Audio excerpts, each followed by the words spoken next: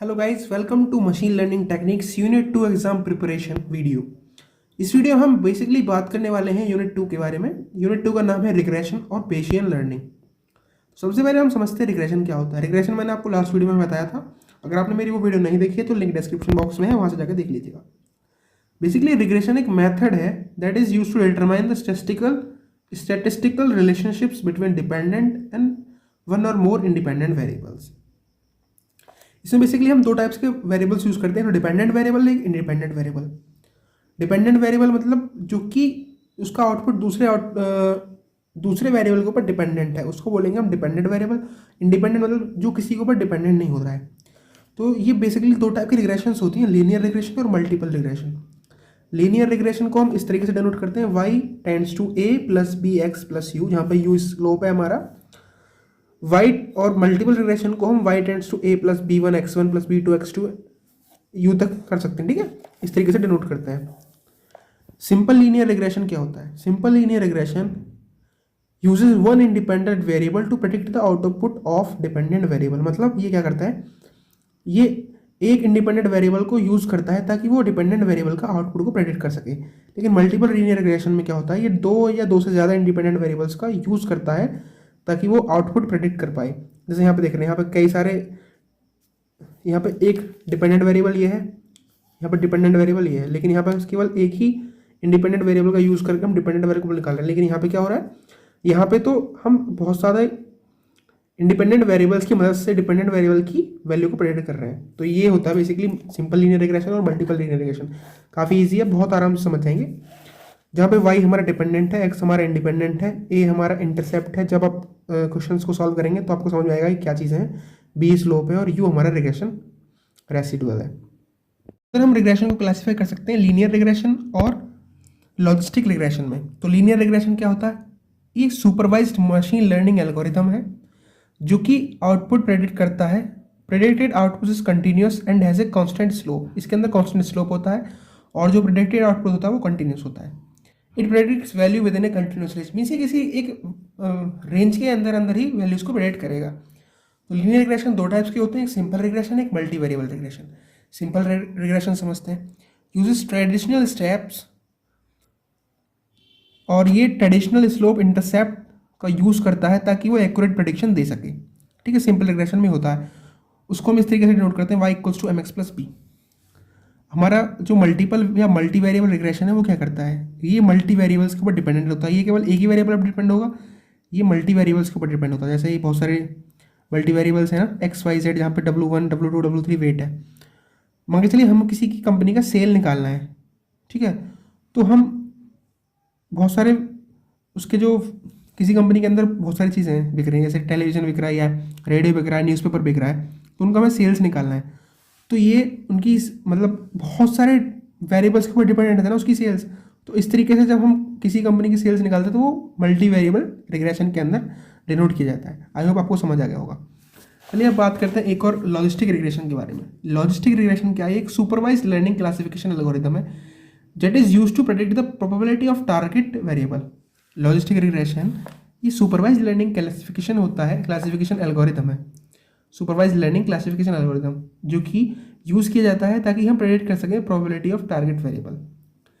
ये डायकोटोमस नेचर का होता है और इसमें dependent variable is binary in nature, having data coded in either 0 और 1। मीन्स डायकोटोमस मतलब इसमें दो ही टाइप का डेटा कोडेड हम यूज़ कर सकते हैं, जैसे 0 और 1। 0 मतलब फेलियर के लिए, 1 हमारा जो हमारी कोई चीज़ पूरी हो जाती है, मीन्स रेस्ट हमारा सक्सेस के लिए। ये बेसिकली यूज़ किया जाता है डिस्पैम डिटेक्शन में, कैंसर डिटेक्शन में और हमारी डायबिटीज़ के प्रिडिक्शन में ये यूज़ किया जाता है। बेसिकली 3 टाइप्स के लॉजिस्टिक रिग्रेशंस होते हैं, बाइनरी या बाइनोमियल, मल्टीनोमियल या ऑर्डिनल, ठीक है।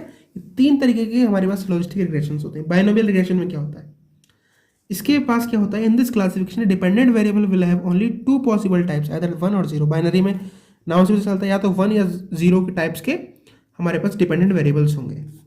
मल्टीनोमियल क्या होता है, इसमें हम 3 या 3 से ज़्यादा डिपेंडेंट वेरिएबल्स का यूज़ कर सकते हैं। ऑर्डिनल क्लासिफिकेशन में क्या है, इसमें हम डिपेंडेंट वेरिएबल्स 3 से ज़्यादा भी हो सकते हैं या बहुत सारे possible numbers of order types हो सकते हैं ऑर्डिनल में, ठीक है। इसमें 2 होंगे, इसमें 3 या 3 से ज़्यादा, में 3 से ज़्यादा और बहुत सारे हो सकते हैं, ठीक है। ये चीज़ें होती हैं ऑर्डिनल के अंदर। एक अलग बहुत ज़्यादा इंपॉर्टेंट टॉपिक है difference between linear regression and logistic regression.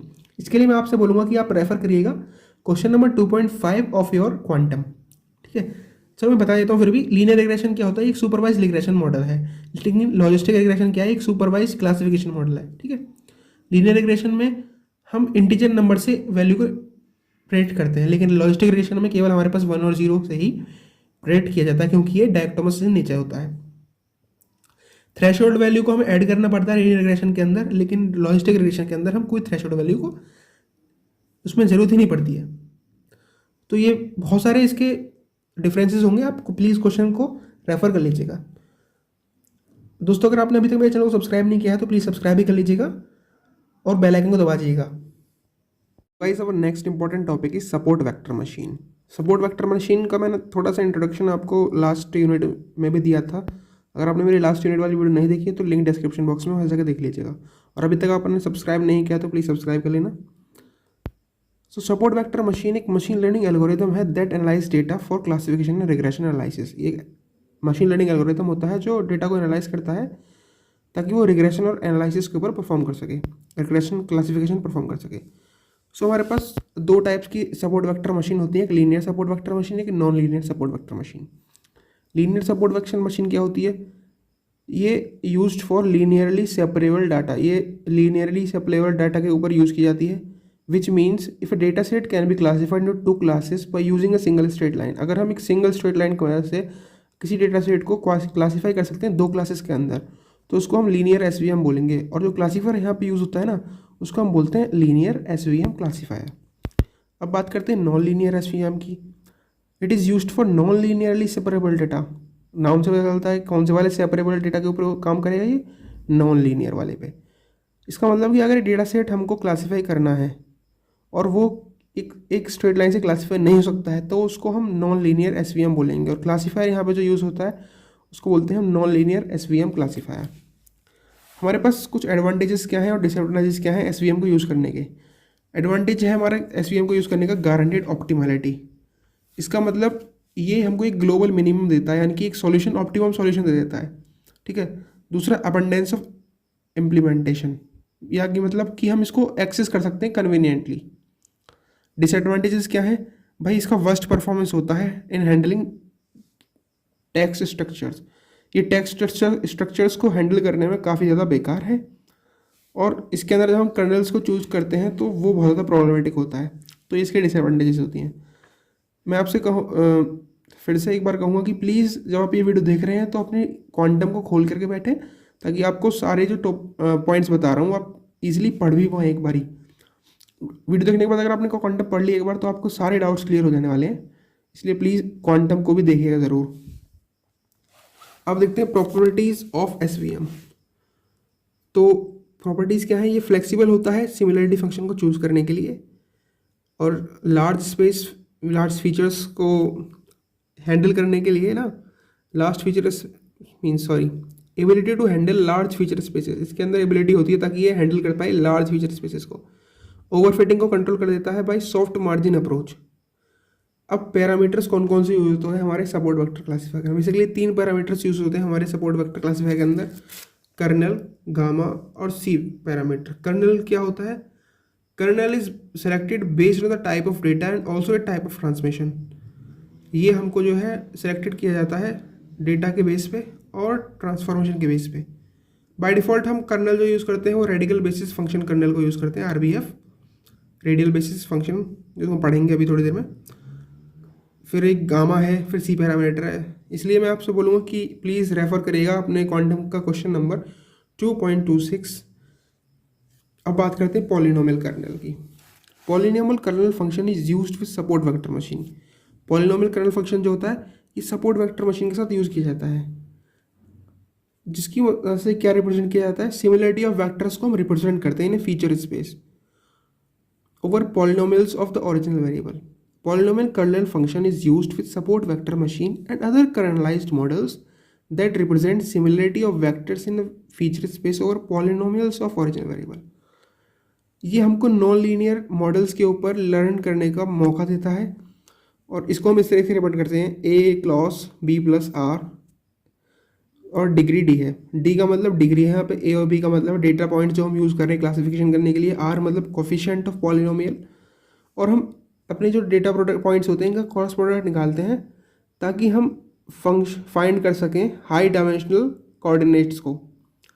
अगर हमारे पास D1 है तो हमारे पास जो पॉलिनोमियल कर्नल होगा वो 1 डायमेंशनल होगा, और जब हमारे पास D2 है तो हमारे पास जो पॉलिनोमियल कर्नल होगा वह 2 डायमेंशनल होगा। सो बेसिकली यही पॉलिनोमियल कर्नल के बारे में था। एक और इम्पोर्टेंट कर्नल आता है गॉसियन कर्नल, जिसको हम रेडियल बेसिस फंक्शन कर्नल भी बोलते हैं। Radial basis function kernel is a function whose value depend on the distance from origin or any other part. इसको हम ग्राफ पे कैलकुलेट करते हैं, ओरिजिन से लेकर के एनी अदर पार्ट तक जो भी डिस्टेंस आता है उससे हम RBF के फंक्शन को कैलकुलेट करते हैं। ये इसका जो है फॉर्मूला होता है, इससे हम कैलकुलेट कर रहे होते हैं कि x1 x2 exponential minus gamma और equivalent distance between x1 and x2 का square. x1 x2 minus x2 क्या है यहाँ पे, इक्विलिडियन distance between x1 and x2। एक और इम्पोर्टेंट टॉपिक है हाइपरप्लेन, जिसके लिए आप प्लीज़ रेफर करना अपने क्वांटम का क्वेश्चन नंबर 2.23।